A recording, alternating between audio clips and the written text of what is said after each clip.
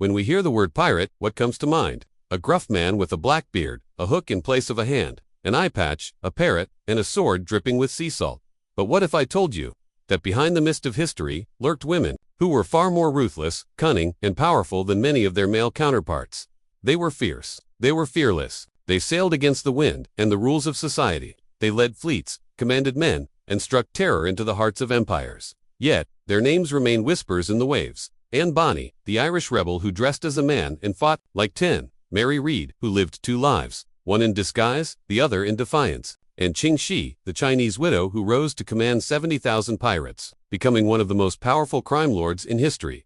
These weren't just outlaws, they were women who shattered every expectation society had of them. In a world where women were told to stay silent, they chose cannon fire. But even legends meet their end. And when these queens of the sea were captured, what followed was not just punishment, but fear, betrayal, manipulation, and sometimes, shocking mercy, torture, prison, execution, or in some rare cases, freedom, bought at a terrifying price. History tried to silence their fates. But today, we're unearthing their stories. Because what happened to these women after capture will leave you absolutely speechless. In an age dominated by men, when the open seas belonged to empires and emperors, a few daring women tore through the rules like cannon fire through sails. They were rebels, survivors, pirates. But why would a woman choose the dangerous life of piracy? For some, it was the pursuit of freedom in escape from the chains of arranged marriages, domestic servitude, or poverty.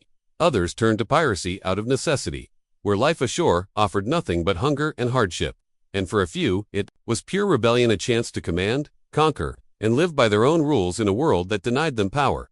Women at sea were re-ranned, often unwelcome. So many had to disguise themselves as men, cutting their hair short, dressing in loose sailor's garb, and hiding their identities beneath hardened stares. But some didn't hide, they rose to power openly, commanding entire ships or even fleets. And Bonny, for instance, fought side by side with male pirates, unmasked and unafraid. Her presence was so fierce, her enemies feared her as much as any man. But one of the most fascinating stories belongs to Mary Read. Born in England in the late 1600s, Mary Read was disguised as a boy by her mother from a young age to claim inheritance from a deceased brother. She grew up tough, clever, and independent. As a teenager, she joined the British military disguised as a man, fighting bravely in the War of the Spanish Succession. But when peace returned, so did poverty.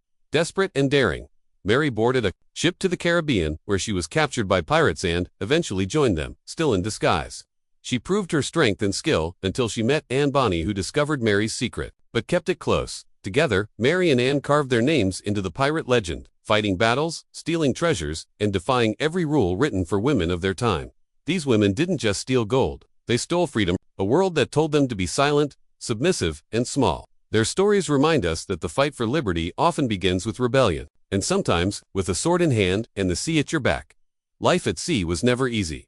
Every day brought a new battle. Violent storms, hunger, deadly fights, and the constant threat of death. Pirates didn't live for comfort, they lived for survival and for freedom. For many, the sea was their only escape from poverty, injustice, or life in chains. Pirates had their own rules, a code of conduct. It decided how treasure was shared, how decisions were made, and how order was kept on board.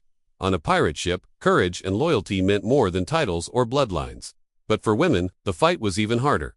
Most pirates believed women didn't belong at sea. They were seen as bad luck, weak, or a distraction. But a few women proved them all wrong. They didn't just survive among men. They fought harder, stood taller, and earned fear and respect with every blade they raised. Anne Bonny was one of those women. She didn't hide who she was, and she didn't back down from a fight. In one fierce battle, when their ship was under attack, most of the men hid below deck. But she stood her ground. She screamed at them, "If you had fought like men, you wouldn't be hanging like dogs." That moment defined her. Her rage, her bravery. It made even the toughest pirates respect her. But Anne wasn't the only woman who ruled the seas. In France, there was another Jean de Clisson. She wasn't born a pirate. She was a noblewoman, a mother, a wife, until the French king falsely executed her husband. That day, something inside her changed forever. She sold everything. She built a fleet of black ships, and she hunted down every French vessel she could find. She became known as the Lioness of Brittany, a name that brought terror to French waters. She spared no one. Her revenge was cold, ruthless, and unstoppable. These women didn't ask for respect. They took it with fire in their eyes and steel in their hands. To live a pirate's life was to face death every day. But for women like Anne Bonny and Jean de Clisson, it was the only way to take control of their fate and become legends. Every pirate knew it. The sea could give you freedom, but it could also turn against you, no matter how fast your ship, or how sharp your sword. One truth hung over every pirate's head: one day, the net would close in. For many female pirates, capture didn't come through open battle. It came quietly through betrayals, naval traps, and ambushes planned with precision. Sometimes, it was a lover who gave them up. Other times, it was a crew member trading secrets for a lighter sentence. For Anne Bonny and Mary Read, the end came in 1720. Their ship, the Revenge, was ambushed by a pirate hunting vessel near Jamaica. Most of their crew hid or surrendered. Anne and Mary fought fiercely, but they were outnumbered and outgunned. They were captured and taken to prison, knowing full well what pirates faced when caught: execution by hanging. The waiting was its own kind of torment. Trapped in a dark, stinking cell, surrounded by rats, sickness, and silence. And the worst part, knowing that any day could be your last. The psychological weight of that knowledge broke even the strongest. Some pleaded, some wept, and some, like Anne Bonny, met it with fury. When asked if she had any final words for her captured lover, Calico, Jack Ann said coldly, "If you'd fought like a man, you wouldn't be dying like a dog." Others clung to whatever hope they could. Mary Read escaped execution for a time by claiming to be pregnant. So did Anne. The law forbade hanging a woman quick with child, but even then, prison was no mercy. Mary died there, likely of fever. Anne's fate remains a mystery. For women like Jean de Clisson, capture never came. She vanished from the seas, her revenge complete, her story ending in shadows. But for most female pirates, the sea's freedom came at a terrible price. Because in the end, no matter how fearless you were, no matter how many battles you won, the gallows waited. And the world never forgave a woman who dared to fight like a man. Capture was only the beginning. Once behind bars, the true nightmare began. The interrogation. In cold, dim prison cells, female pirates were dragged before judges, soldiers, and executioners. They were questioned for hours, sometimes days, pushed, threatened, and broken down under pressure. Some were tied to chairs. Others were chained to walls, and all were warned, confess, or hang. The courts didn't seek truth. They wanted confessions, names, maps, secrets. The questioning was often brutal, not always with torture, but always with fear. Fear of death, fear of the rope, fear of being forgotten. Many women stood firm. They denied everything. "No, I wasn't a pirate. No, I never raised a sword. No, I didn't command that ship." Some tried to save themselves with clever lies. A few pretended to be simple passengers, forced aboard against their will. But one strategy was more common than any other. They claimed to be pregnant, because under the law, a woman quick with child could not be executed. At least not yet. Anne Bonny and Mary Read both used this defense. Faced with death, they declared their condition before the court. It bought them time, weeks, maybe months, locked in dark prison cells, waiting. For some, it worked. For others, the lie only delayed the inevitable. Records say Mary Read died in prison, not from the noose, but from fever. Anne Bonny, her fate remains uncertain. Some believe her father paid a bribe. Others say she vanished into history, free but forgotten. What's certain is this: the interrogation was never just about crimes. It was a final test of will, a battle of words instead of weapons. And for these women who had once ruled the seas, it was the cruelest fight of all. After capture and interrogation came the courtroom, where pirate legends faced their final judgment. Trials were public spectacles, full of tension and drama. The courts wanted to make examples of pirates, especially women who dared to defy society's rules. One of the most famous trials was that of Anne Bonny and Mary Read. Both stood accused of piracy, facing the death penalty, but instead of begging for mercy, they faced their accusers with fearless defiance. During the hearing, when the judge demanded they confess their crimes, Anne Bonny shouted, "If you had fought like men, you wouldn't be hanged like dogs." Her words shocked everyone in the courtroom. They showed a spirit that refused to be broken, even in the face of death. Mary Read was equally brave, hiding her true identity as long as she could, but never surrendering her will. The transcripts of their trial reveal a rare moment of raw honesty and courage. Women who lived by the sword, unafraid to speak truth to power, even when their lives were on the line.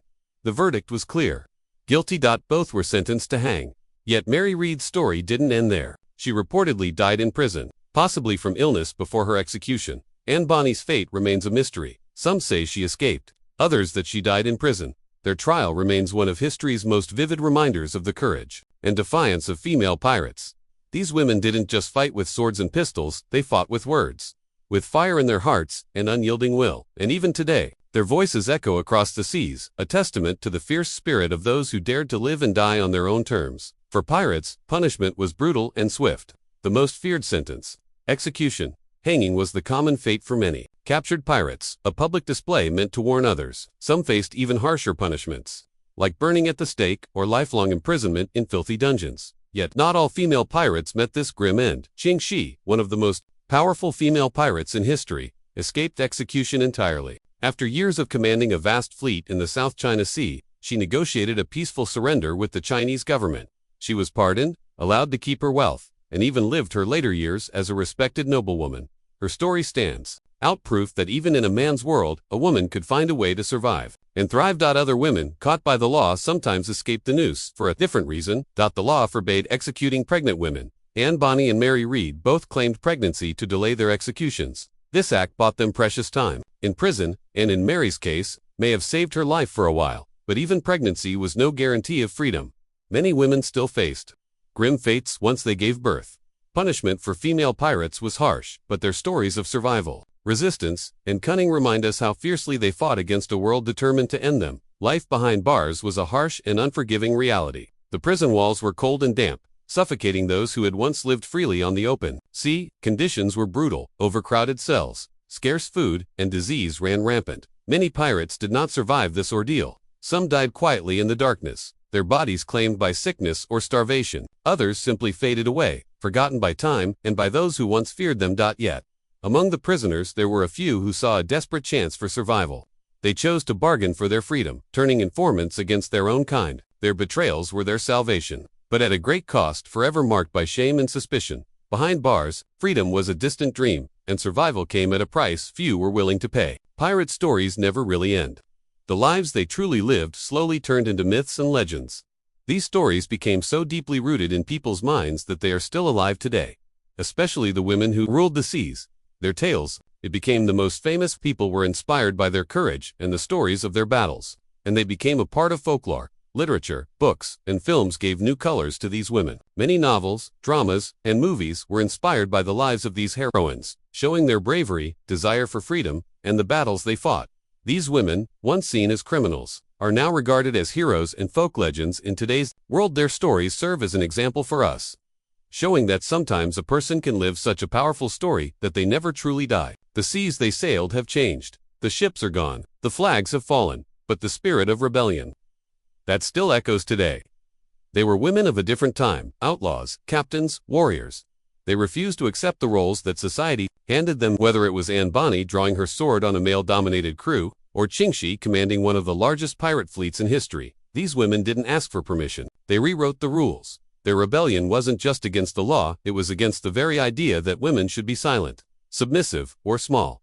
From them, we learn that courage is not about being fearless. It's about acting despite fear. We learn that rebellion, when rooted in purpose, can become the beginning of change. Today, women across the world are still fighting, not with swords, but with voices, with votes, with vision. In Iran, women burn their hijabs as a protest for choice. In Afghanistan, they risk their lives just to go to school. In corporate boardrooms, they challenge sexism. On the streets, they fight for justice, equal pay, and safety. The fight looks different, but the fire is the same. Like the pirates of the past, these women are not waiting to be saved. They are taking the helm of their own stories.